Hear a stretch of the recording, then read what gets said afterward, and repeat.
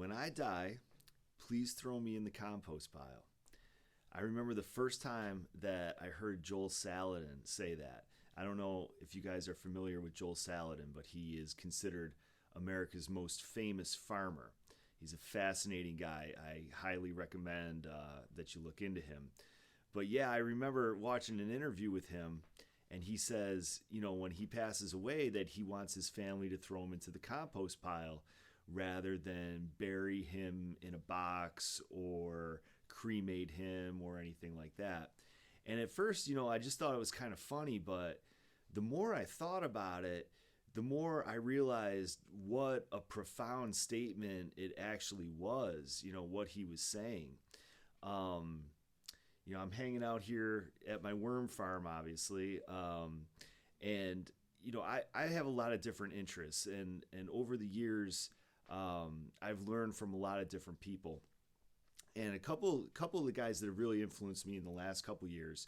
One would be John Vervaeke, and I hope I'm saying his name right, from the University of Toronto. He's a professor there, super smart guy, talks about culture, talks about all sorts of different things, has a bunch of YouTube videos that I would also highly recommend you look into.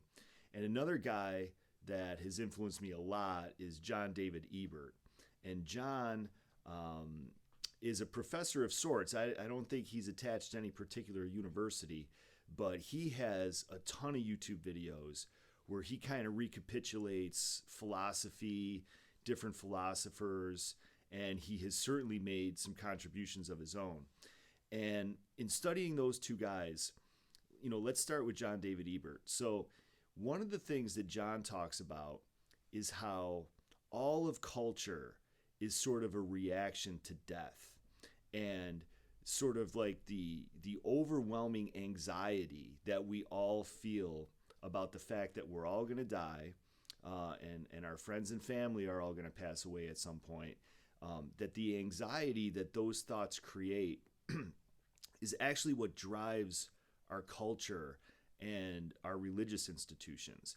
And what he points out is that just about every religion of any significance started off with a change in funerary rites.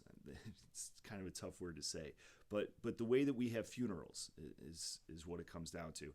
And he talks about the ancient Egyptians and how the Egyptian religion was sort of centered on mummification and the preservation of the body. He talks about how early Christianity was actually a religion of the catacombs. Christianity started off with services being held in the catacombs, and the thing about Christianity was it was this whole new way of looking at the afterlife, the resurrection of the dead, things like that. And as you kind of progress through time and you come up to the modern day, our contemporary times here, I think it's fair to say that we have sort of lost our way when it comes to dealing with death. Anyone who's read James Joyce, knows that funerals and wakes used to be a huge part of our culture. And people used to die in their own homes. Like now we send people to, a nursing home or hospice care because, it's easier in a lot of ways. I have family myself right now in a nursing home, and it's really hard. But, historically in the past, families sort of took care of their own right up until death. And death itself was a big part of family life in the sense that the wakes and the funerals, just a huge part of our culture. And we've gotten away from that, in the last, certainly since the baby boom. Now death is seen as something separate, it's something that's ignored. It's kind of something that we're in denial about. So, that's why, and we could actually say the same thing about incarceration, about punishment. Punishment is something that used to be very public, and now it's just sort of put somewhere else where we don't have to look at it. And death is certainly like that. We don't like to look at it, so we don't really have it incorporated into our lives anymore. And when I heard Joel Salatin talk about, throw me in the compost pile, I was already doing worms. And, it really got me thinking how, the worms, I know it sounds crazy, but there's like a profound philosophy that goes with composting and with taking care of worms, because it's very obvious when you take care of worms that death is part of life. And when you're dealing with compost in general, compost is decomposition. Death is part of the cycle. And a lot of what we're doing here with the worms and the compost pile is sort of interacting with death. And it's not a depressing thing at all. A significant number of worms die here. I mean, not that many, but my kids have seen a lot of worms die, and they're confronted with this whole notion of death, on a regular basis. And compost, with the bacteria and the fungus, eating away at organic material, it's life and death. John Vervaeke, the guy from University of Toronto, he kind of somewhat hubristically, talks about the need for a new religion. And he has all sorts of ideas about what that religion might look like. And, it's kind of cool hearing him talk about it. But, when I hear him discussing these things, one of the things that occurs to me is like, yeah, we need new funerary rites. Man, I'm having a tough time saying that word today. But new funeral rites. We need to have a different way of disposing with bodies, for lack of a better way to put it. And I actually think that the compost pile makes a ton of sense.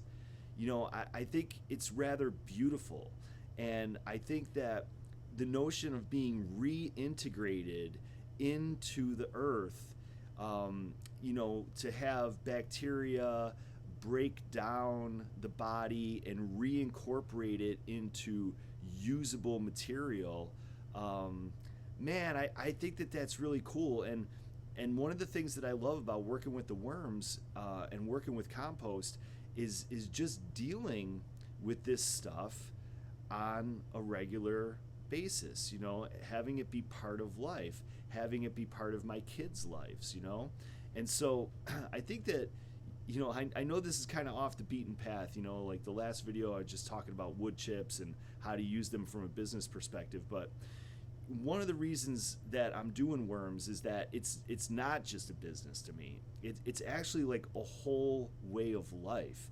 It's a whole way of looking at life. And it's really uplifting, and it's really meaningful. And to have to kind of deal with life and death with eyes open, it's helpful. It's helpful. And, our culture's in big trouble right now. Like, a lot of people are depressed. A lot of people are sad. I read this article yesterday about how like 60% of high school kids are depressed. I mean, we got to figure this one out. And I think one of the ways that we can do it is getting our hands back in the dirt. Working with these little creatures, these little worms, and seeing how life and death are just sort of part of each other, and how we can integrate it into our lives in a very meaningful way. And so I hope this isn't too crazy for you guys. I used to have a channel a long time ago where we talked about all sorts of different stuff, and this is probably a little bit resembling that, but I promise, next video will be more straightforward on the worms and the business of worm farming and stuff like that. But I just wanted to share, how it's not just a business to me. It's like an entire lifestyle. It's an entire culture. And I really think that we could all sort of benefit from putting our hands in the dirt and reacquainting ourselves with the circle of life, so to speak. So hope everybody's doing well. I will talk to you guys soon.